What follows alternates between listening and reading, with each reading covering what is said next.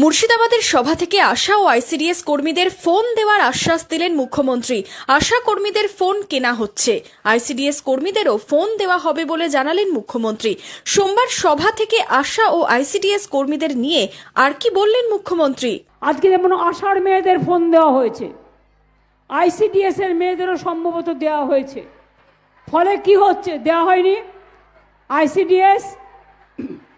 ICDS যদি না দেওয়া হয়ে থাকে তাহলে আইসিডিএসটাও করে দেওয়া উচিত। আশার মেয়েরা পেয়েছে, না পেয়েছে, আমি টাকা দিয়েছি। হয়তো নতুন যারা যোগ্য করেছেন তারা, আপনারা দুয়ারে সরকারে নাম লেখাবেন। যারা পাননি দুয়ারে সরকারে নাম লেখাবেন, কারণ আশার মেয়েদের ফোন অনেক দিন আগে স্যাংশন করা হয়েছে। আচ্ছা, আশাদের ফোনটা কেনা হচ্ছে, টেন্ডার হয়ে গেছে, আশাদের ফোনটা কেনা হচ্ছে, ওরা টেন্ডার অলরেডি রেডি করেছে। সুতরাং কেনা হলেই আপনারা পেয়ে যাবেন।